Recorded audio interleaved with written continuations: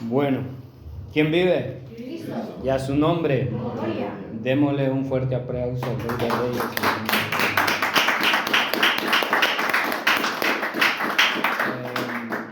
Toda la gloria sea para Él. Hoy puedo decirles que me siento un poco nervioso. Cuando uno va a hablar de la palabra del Señor, la verdad que se pone nervioso porque no es fácil. Porque bueno, aparte que es el Señor el que va a hablar, porque yo sé que es su gracia lo que hace estas cosas, ¿no?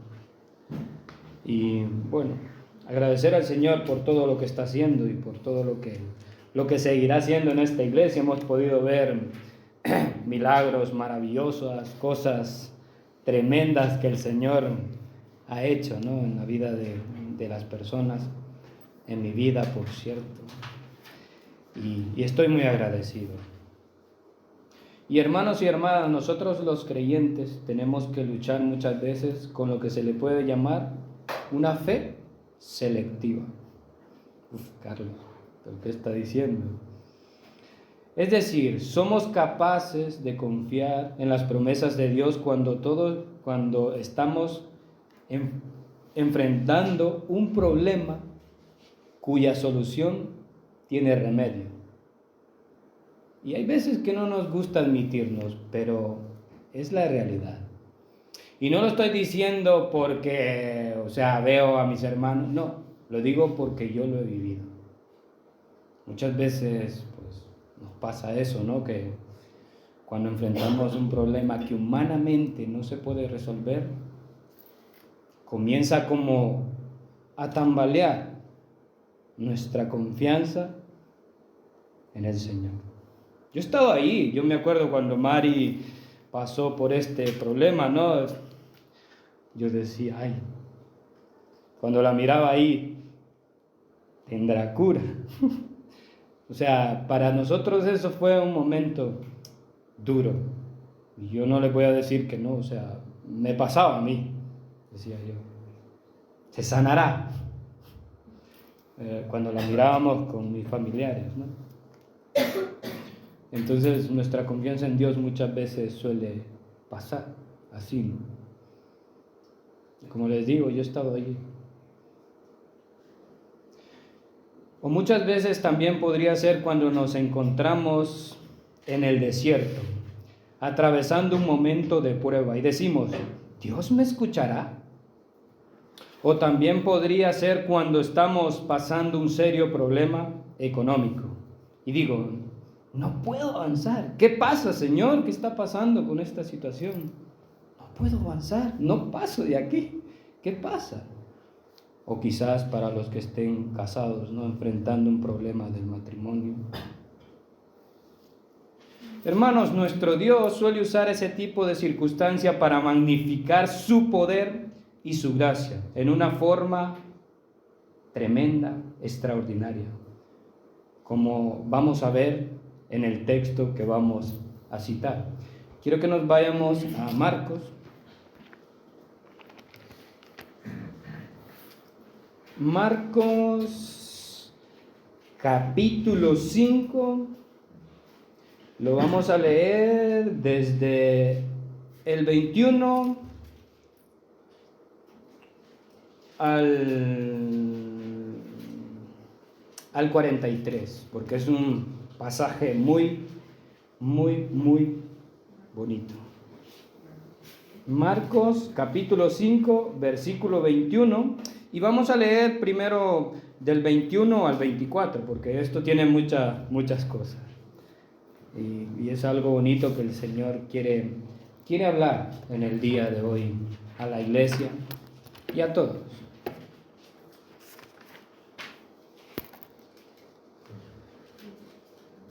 Cuando lo tengan me dicen amén.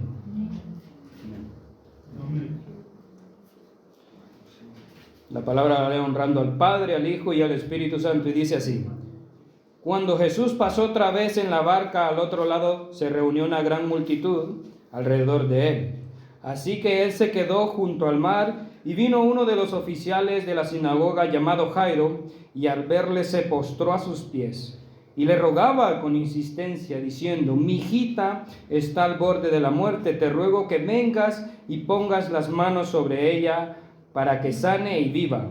Jesús fue con él, y una gran multitud le seguía y le oprimía. Yo les digo de las situaciones que muchas veces enfrentamos. Yo estuve ahí y me voy a identificar con Jairo. Yo recuerdo que el primer día que vine aquí a la iglesia,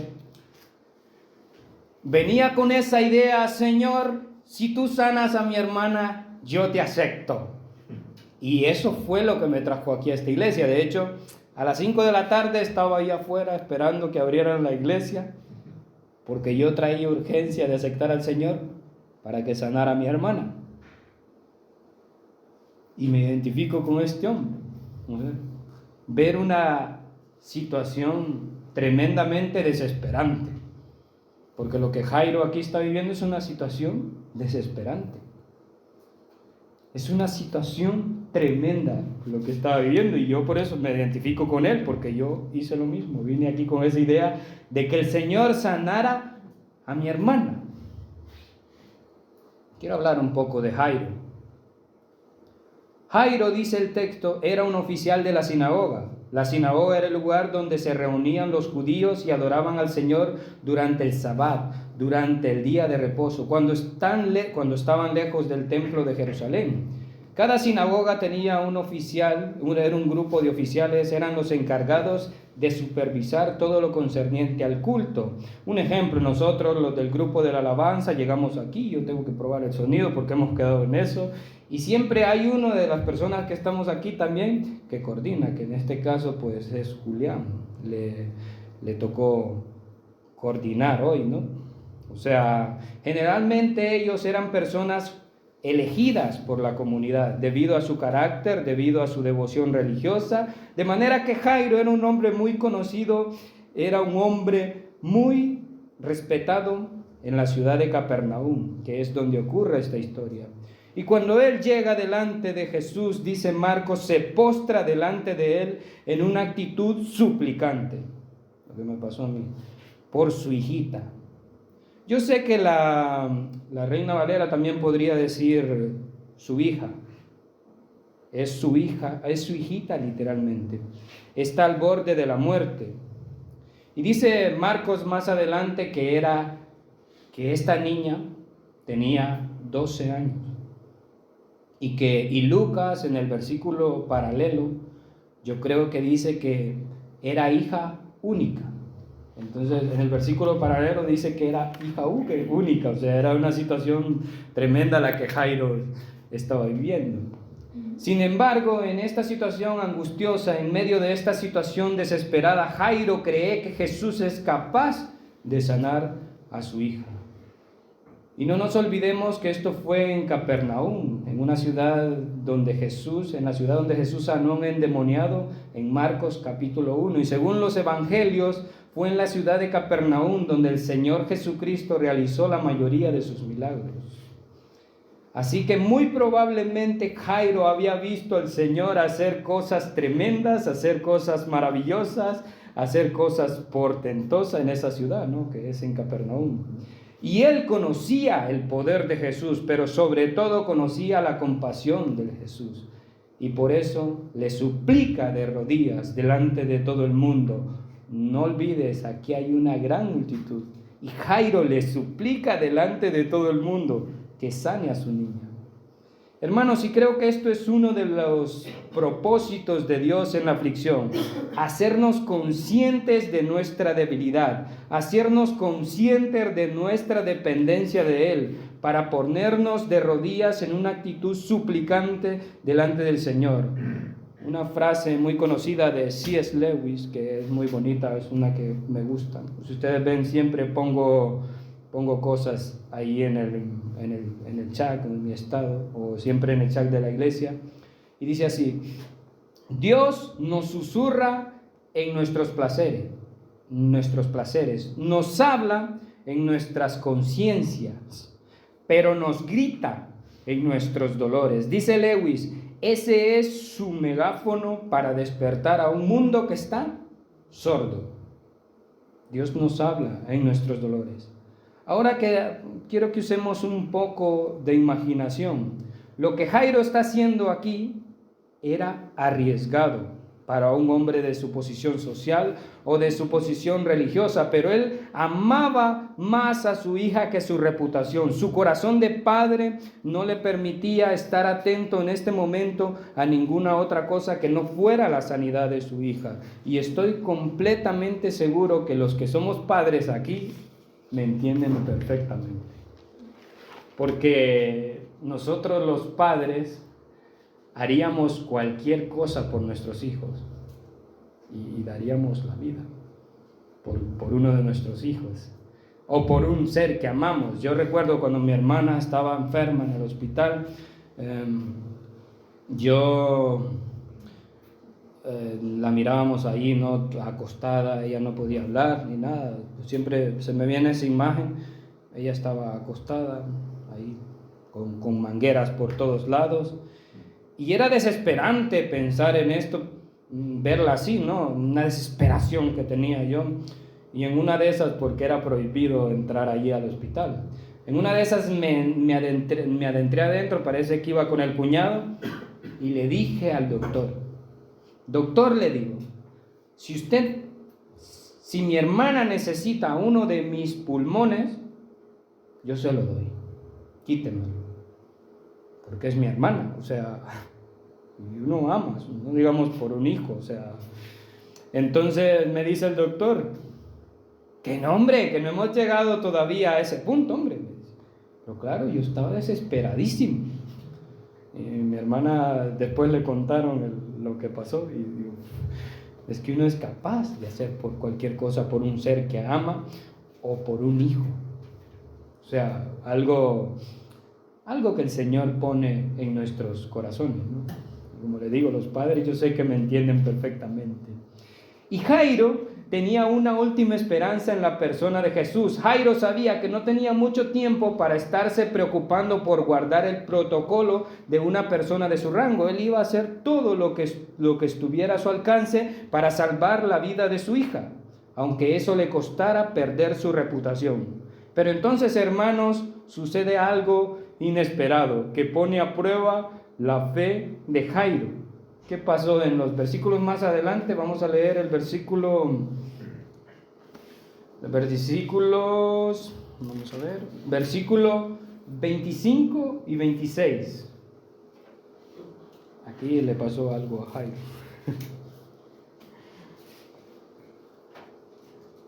Dice aquí, y una mujer que había tenido flujo de sangre por 12 años y había sufrido mucho en manos de muchos médicos y había gastado todo lo que tenía sin provecho alguno, sino que al contrario había empeorado. Cuando oyó hablar de Jesús, se llevó a él por detrás entre la multitud y tocó su manto. Vamos a, hasta el 27. Esta mujer se interpuso en el camino del Señor. Se interpuso ahí porque ella también necesitaba esa sanidad. Y yo quiero que nos adentremos en esta historia. Quiero que pensemos que vamos con Jairo y ver la multitud y todo lo que está alrededor y lo que puede estar sucediendo, ¿no? Porque quiero que recordemos que Jairo vino al Señor primero para que fuera a la casa a sanar a su hija. Y se interpone esta mujer en el camino. O sea, yo me puedo imaginar a Jairo. Yo me lo puedo imaginar como cuando pedirle a Dios, ¿no?, que abriera el mar rojo, que abriera la multitud como abrió el mar rojo para que el Señor pudiera avanzar, porque era tremendo lo que estaba sucediendo. O sea, él estaba desesperadísimo que el Señor fuera a su casa a sanar a su hija, y se interpone esta mujer. Él quería que Dios abriera la multitud, y que fueron los versículos que leímos, ¿no? el versículo 26 y 27. Hermanos, hay veces también que las cosas del Señor son un poco extrañas y raras, ¿no? Yo creo que cuando leemos demasiado rápido no nos damos cuenta, pero cuando leemos despacio nos damos cuenta. ¿Y por qué dice eso usted, Carlos, que son extrañas? Son extrañas y son misteriosas. ¿Cuántos años tenía la mujer, la hija de Jairo? 12 años. ¿Cuánto tiempo tenía esta mujer de estar padeciendo del flujo de sangre? 12 años, ¿no? O sea, son cosas misteriosas, ¿no? Pues entonces es muy posible que el mismo año en que esta mujer enfermó, nació la hija de Jairo. Y la vida de estas dos personas comenzaron a correr separadas la una de la otra hasta que se encuentran en la persona de Jesús. Eso es algo tremendo lo que está pasando aquí. Dios, hermanos, había dispuesto las cosas para que la enfermedad de esta mujer, que había empezado 12 años antes, pusiera a prueba la fe de Jairo, 12 años después. Y por eso es lo que yo siempre hago como ese énfasis, que no sabemos lo que Dios puede estar haciendo en la vida de una persona. No sabemos lo que Dios puede estar haciendo en la vida de una persona. Y claro, esta mujer también tenía un serio problema, que no era fácil, porque lo que estaba padeciendo esta mujer era tremendo, ¿no? Porque, hermanos, si nos fijamos, esta mujer no solamente tenía un serio problema de salud, ella tenía un serio problema social y un serio problema religioso. Cuando una mujer tenía la menstruación, casi no la puedo pronunciar esta palabra, según la ley del Antiguo Testamento, permanecía por 7 días ceremonialmente impura y no podía ser tocada por nadie. Una impureza ceremonial no implicaba nada pecaminoso, sino que le impedía a la persona afectada participar en la adoración, en la sinagoga o en el santuario, ir al mercado, estar con las amigas o tocar a la gente. Hermanas, a ustedes les digo, a ustedes les hablo. Esta mujer llevaba 12 años sin poder vivir una vida normal. Aparte, me imagino la debilidad que ella tenía que estar padeciendo por causa del flujo de sangre. Esta mujer seguro que había tenido que sufrir vergüenza, había tenido que sufrir soledad, 12 años sin recibir un abrazo. 12 años sin que nadie la tocara. Esta mujer, lo que estaba pasando era tremendo, hermano. 12 años. Y tal vez, porque hay mucha gente que es cruel, sufriendo al mismo tiempo la incomprensión de la gente, que pensaban que tal vez ella estaba pagando por un pecado que había cometido, ¿no? La incomprensión de la gente. Hermanos, yo creo que todo esto muchas veces suele mezclarse en las aflicciones. Y tenemos la historia de Job, ¿no? Job tenía suficiente con todo lo que estaba pasando, lo que estaba pasando en su vida, la pérdida de sus bienes, la pérdida de sus hijos, como para que vinieran 3 amigos de él a insistirle que él estaba así porque había pecado, ¿no? Es tremendo. Hermanos, uno a veces cuando se llega a una prueba, quisiera que se viniera una hoy, la otra al año que viene, la otra pasados 4 años, ¿no? Eso es lo que uno quisiera. Pero dice Santiago, tened por sumo gozo cuando os halléis en diversas pruebas. Y la idea del texto es cuando de repente os halléis en diversas pruebas, y eso es lo que esta mujer estaba pasando. Y para colmo de males, ella había gastado todo lo que tenía y yendo de un médico a otro, y no habían podido hacer nada por ella. Absolutamente nada por ella. Sino que mientras pasaba el tiempo, ¿qué pasaba? Dice Marcos, su condición se ponía peor. Esta mujer había perdido toda esperanza. Había perdido toda la esperanza. Esta pobre mujer, yo me la puedo imaginar. Hermanos, cuando hay un dicho que dice que mientras hay vida, hay esperanza. Pero cuando se pierde la esperanza, y de hecho hoy hablábamos eso en el devocional, ¿no? O sea, que ya cuando perdemos, bueno, hablábamos positivamente, pero hablando negativamente de eso, ha de ser difícil, ¿no? Ya cuando perdemos toda la esperanza. Y yo creo que eso es lo que pasa a mucha gente. Quizás ponte a pensar un poco, hermano, hermana, que quizás cuando tú te encuentras en una prueba, el Señor, el Espíritu Santo, trae a tu mente, todo va a estar bien. O te pone personas, mira, todo va a estar bien. Ten fe, ten esperanza. Y eso es muy importante. Tener esperanza. Las personas que no conocen al Señor no tienen esperanza en nada. En nada. Pero tú, si conoces al Señor, ten esperanza, porque ya cuando se pierde la esperanza, pues hasta ahí. ¿Y qué pasa con esta mujer? Esta mujer se entera que el Señor Jesús ha vuelto a Capernaum. Y al igual que Jairo, ella decide poner a un lado su condición de impureza. Noten cómo las dos historias tienen mucho que ver. Porque ella decide, aunque no podía hacerlo, ella decide a escondidas mezclarse entre la multitud y tocar su manto.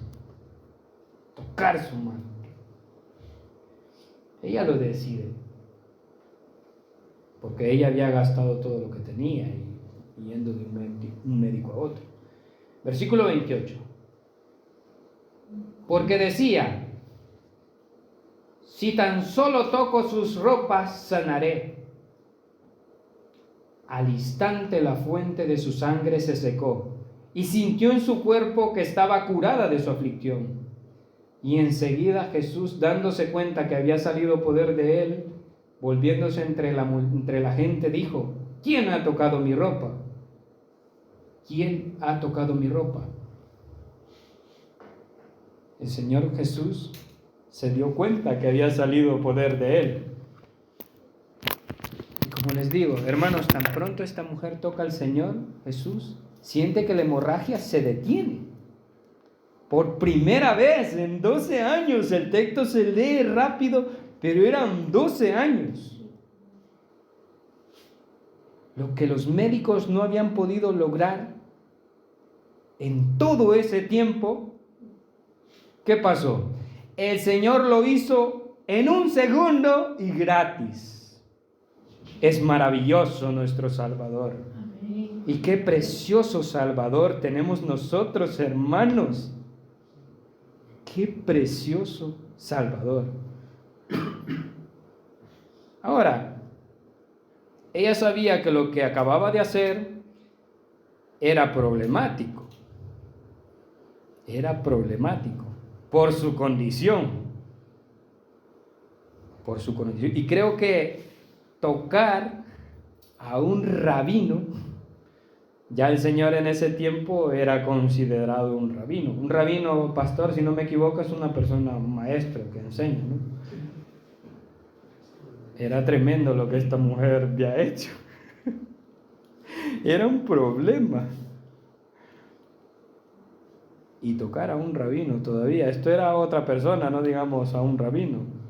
Ella sabía que estaba en problemas y se ve que ella trata de pasar como desapercibida. Ella no quería que nadie se enterara de lo que había pasado, ¿no?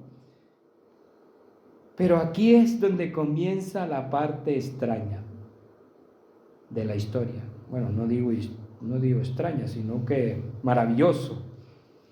Porque el Señor decide detener a toda la multitud, acuérdense, no nos olvidemos de Jairo, y de repente dice él, ¿quién me ha tocado? ¿Quién me ha tocado? Recuerden que donde Jairo había una niña que se estaba muriendo. Había una niña que se estaba muriendo. Y el Señor, Él decide detener a la multitud y decir, ¿quién me ha tocado? ¿Quién me ha tocado? ¿Y qué le dicen sus discípulos? Y sus discípulos le dijeron, ¿ves que la multitud te oprime y dices, ¿quién me ha tocado? Pero él miraba a su alrededor para ver a la mujer que le había tocado. Entonces la mujer, temerosa y temblando, dándose cuenta de lo que había sucedido, vino y se postró delante de él y le dijo toda la verdad. Y Jesús le dijo, hija, tu fe te ha sanado. Vete en paz y queda sana de tu aflicción.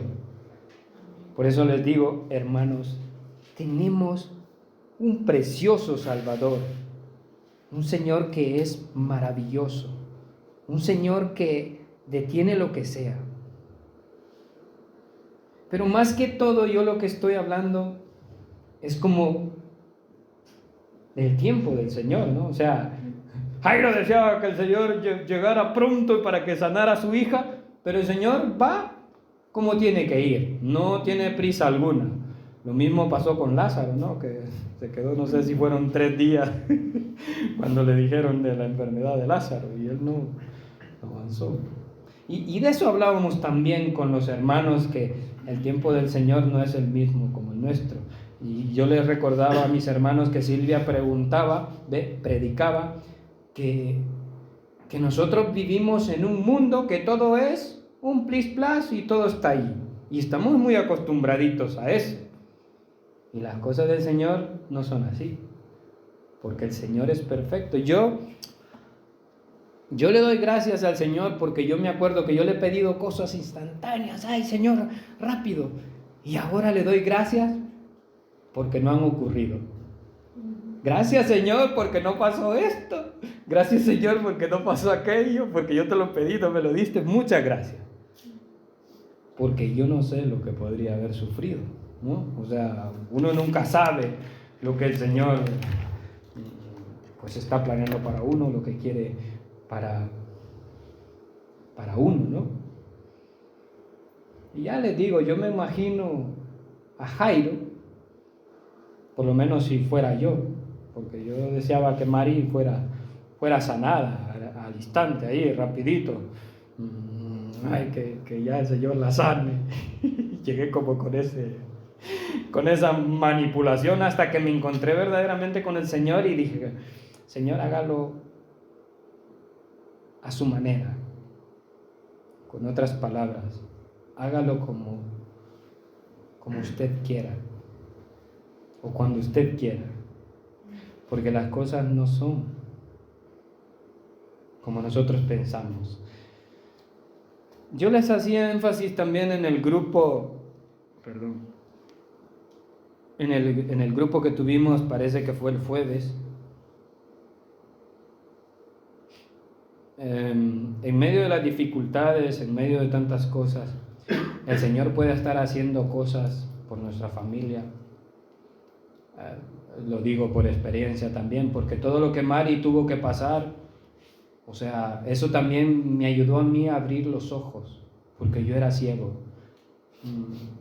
Yo les contaba a los hermanos que antes yo lo que iba a las iglesias era como a tirarle piedritas a las chicas. Y cuando se llegaba el momento de la predicación, yo decía, salía corriendo, no me gustaba escuchar casi predica. Entonces ver que el Señor puede estar haciendo cosas, no, porque quizás una enfermedad física pues está allí, ¿no? Pero tener confianza en que el Señor lo va a hacer. Pero también tenemos personas a nuestro alrededor que necesitan al Señor, que lo necesitan. Y yo era alguien que lo necesitaba, pero que huía de él. Eso es tremendo. Entonces, yo me imagino a Jairo, ¿no? Ahí queriendo que el Señor llegara ahí. El Señor sintió que había salido poder de él, ¿no? Volviéndose entre la multitud, dijo, ¿y quién ha tocado mis ropas? Los discípulos, ya me imagino también a los discípulos diciendo, ¿qué, Señor? ¿Qué estás diciendo? ¿Quién ha tocado tu ropa? Pero si ves que la multitud te oprime y dices, ¿quién me ha tocado? Yo se me imagino que en aquellos tiempos no había médicos, nada de eso, ¿no? O sea, que era tremendo que todas las personas que estaban enfermas llegaban al Señor ahí queriendo tocar al Señor, ¿no? O estar cerca de Él, o estar en una gran multitud. Cuando evangelizábamos con Eduardo ahí por Sol, o por ahí por, ¿cómo que se llama? Plaza España, ahí casi la gente ni puede pasar, tanta gente que se amontona, ¿no?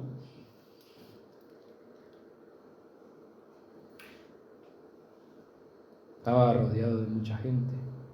Hay una niña que se está muriendo. No olviden eso, hermanos. Él se detiene a preguntar quién le tocó. Esto, de verdad, ¿no? Que parece absurdo. Pensemos en una cosa.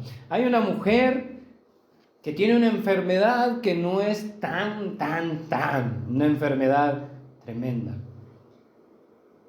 Pero que hay una niña de 12 años que se está muriendo. Esto suena como absurdo, ¿no? Pero el Señor, para Jairo las cosas estaban sucediendo, o quizás él pensó que no estaban sucediendo correctamente, pero para el Señor estaban sucediendo cuando tenían que suceder las cosas. Porque es en el tiempo de Dios, hermanos. No es en nuestro tiempo que suceden las cosas. Pero ¿qué pasó después?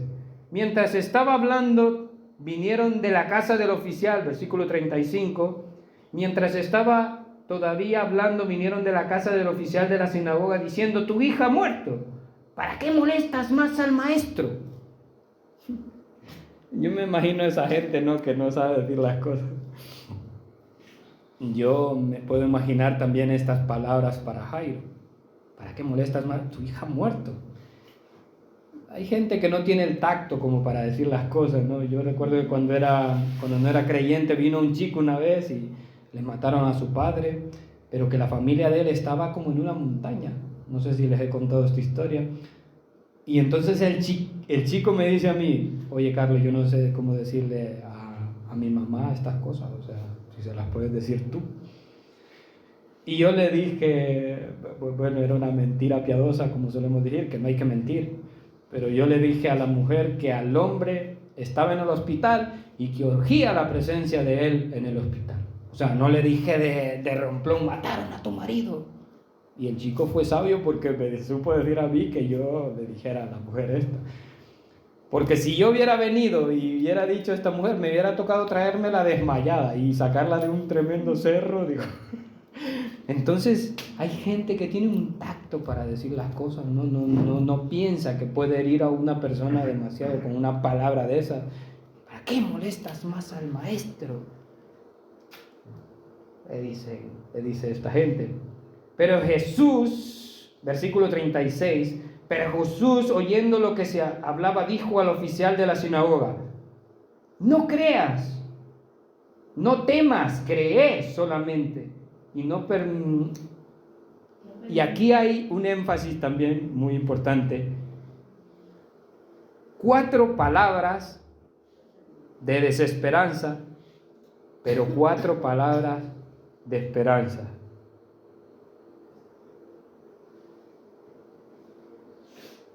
Tu hija ha muerto. 4 palabras. Y el Señor le dice: no temas, cree solamente. No temas, Jairo, no temas, cree solamente.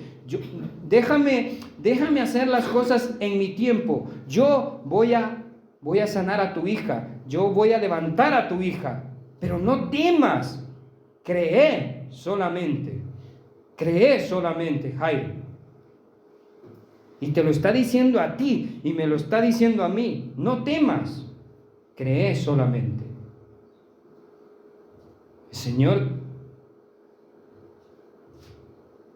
El Señor le dijo a Jairo: no temas, no temas.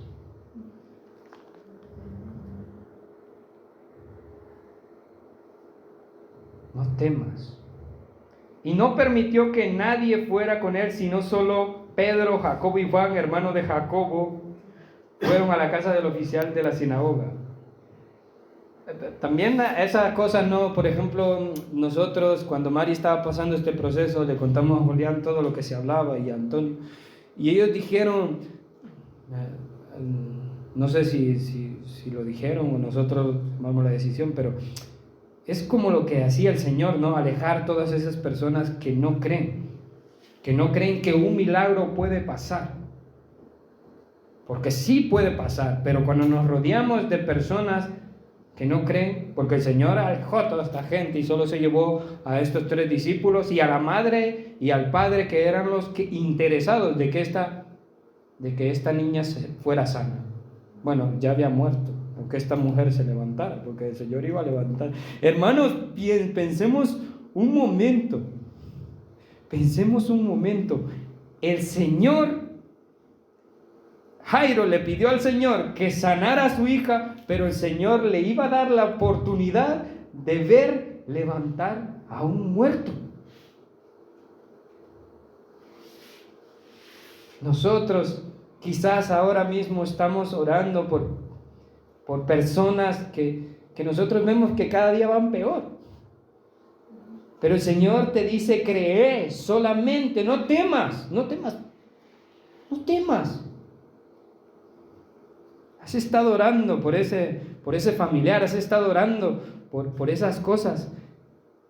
Yo te lo digo, hermano, el tiempo de Dios es perfecto. El tiempo de Dios es perfecto. Solo te pido lo que el Señor, escuches esta palabra: no temas, cree solamente, no temas.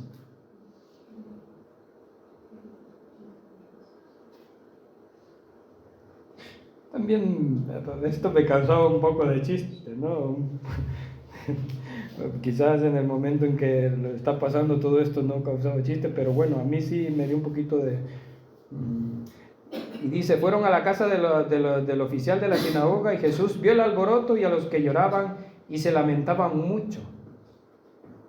Entre los que entró, les dijo: ¿por qué hacéis alboroto y lloráis? La niña no ha muerto, sino que está dormida.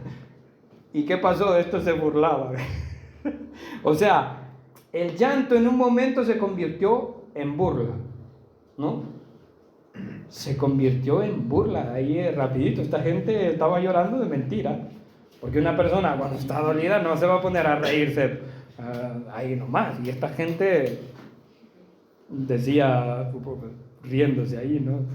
Después burlándose del Señor. Burlándose del Señor. Y tomó consigo al padre y a la madre y a la niña, a los que estaban con él, y entró donde estaba la niña y tomando la niña por la mano le dijo, Talita cum, que traducido significa, niña, a ti te digo, levántate, levántate. El Señor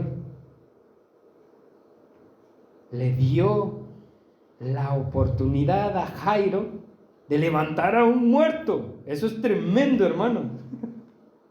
Jairo no le pidió eso, Jairo le pidió que sanara a su hija, pero él le dio la oportunidad de levantar a un muerto. Le dio esa oportunidad de levantar a un muerto. ¿Y qué le dijo? Y al instante la niña se levantó y comenzó a caminar, pues tenía 12 años, y al momento se quedaron completamente atónitos. Entonces les dio órdenes estrictas de que nadie se enterara de esto y les dijo que le dieran de comer a la niña. El milagro de restauración estaba hecho. El milagro de restauración estaba hecho.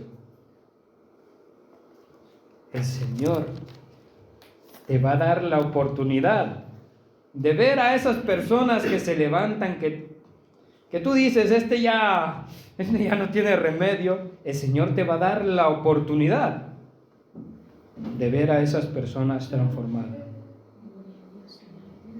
Pero hermano, nosotros y yo digo que siempre predicar es una gran responsabilidad, porque uno tiene que saber qué es lo que estamos hablando.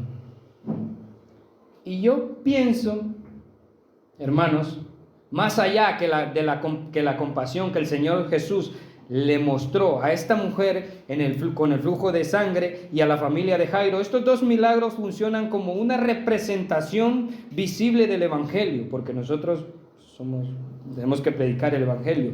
El Señor Jesús, hermanos, tuvo que entrar en contacto con nuestras impurezas para que nosotros fuéramos purificados, y Él permanecía puro. Cuando la mujer con flujo de sangre tocó al Señor, en vez de que, y esto me recuerda a Lorena, que dijo que una mujer le había dicho que unos, no sé qué le pasaba cuando iba a los grupos, en vez de hacer al Señor impuro, ella quedó ceremonialmente purificada. Y lo mismo sucedió con la hija de Jairo. En vez de contaminarse al tocar, porque tocar a un muerto era una contaminación, su cuerpo muerto, el toque de la mano del Señor, hermanos, el toque de la mano del Señor hizo que la niña volviera a la vida.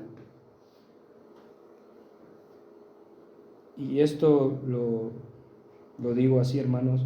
Saben que todos nosotros también, por naturaleza, tenemos el mismo problema de esta mujer y de esta niña. Todos nosotros somos impuros, todos nosotros estamos corrompidos por causa de nuestro pecado, y todos nosotros estamos muertos en nuestros delitos y pecados cuando no éramos, ¿qué? Creyentes. Y así como la hija de Jairo no podía resucitarse a sí misma, y así como la mujer del flujo de sangre también no podía sanarse a sí misma, así tampoco nosotros.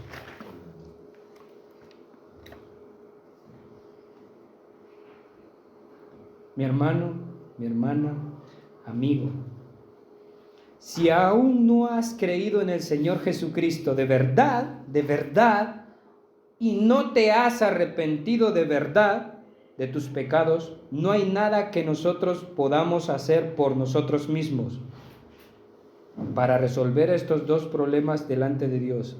Estamos muertos, somos impuros, y la buena noticia del Evangelio es que el Hijo del Hombre se hizo hombre para mezclarse con nuestras impurezas sin ser contaminado por ellas, y luego morir en una cruz como si Él hubiera cometido tu pecado, mi pecado, tus pecados, mis pecados, y recibir la ira de Dios. El Señor le dijo: Padre, trátame a mí como un mentiroso, trátame a mí como un adúltero, trátame a mí como un adicto a la pornografía, trátame a mí como un violador, trátame a mí como un anciano. Estoy parafraseando. Castígame, Señor, a mí, para que ellos puedan ser librados de sus pecados. Eso fue lo que sucedió en la cruz. Al que no conoció pecado, por nosotros a él le hizo pecado, para que nosotros fuéramos hechos justicias de Dios en él. Hermanos, la justicia de Dios no es la nuestra, no es tu justicia, no, es la de Dios. Cuando Dios nos ve escondidos en Cristo, Él te ve como si nunca has quebrado un plato. Eso es tremendo. Pero bueno, tampoco, porque parece que es Pablo, le dice a Tito, no, esfuérzate en la gracia del Señor Jesús. También hay que esforzarse. Pero no lo hacemos por ganar nuestra salvación. No. Lo hacemos por gratitud, porque ya Él lo hizo por nosotros. Amén. Pues esto era lo que el Señor tenía. Pero una cosa, cree en las promesas de Dios, porque Él lo va a hacer. El Señor es maravilloso, Él es tremendo. Y si bien te lo dice alguien que lo ha visto, porque yo lo he visto en la vida de mi hermana y en la vida de mi familia. Yo lo he visto. Y así como lo hizo en nuestra familia, lo puede hacer en la de ustedes. Cree solamente, no temas, dice el Señor. Amén. Pues gracias, Señor, por esta palabra, Señor. Gracias por ser tan bueno también, Señor, agradeciendo porque su gracia, su amor, Señor, lo que habla. Y gracias, Señor, porque nos enseña, Señor, que sus tiempos son perfectos, Señor, que sus caminos no son nuestros caminos y sus pensamientos no son nuestros pensamientos. También lo que me ha venido hablando, Señor, que sin usted nada podemos hacer, Señor. Ayúdenos a vivir, Señor, por gratitud, sabiendo, Señor, que usted ya nos salvó y ya nos dio vida, Señor, y vida en abundancia, Señor. Ayúdenos a creer, Señor, de que lo que estamos pidiendo se cumplirá, porque usted es un Dios maravilloso y bueno, Señor. Gracias, Señor, por todo lo que nos da, y gracias por haberle hablado a mis hermanos, Señor. Sé que no hay ningún mérito en mí, porque yo sé, Señor, y usted sabe quién soy, pero es su gracia y su amor la que habla, Señor. Amén.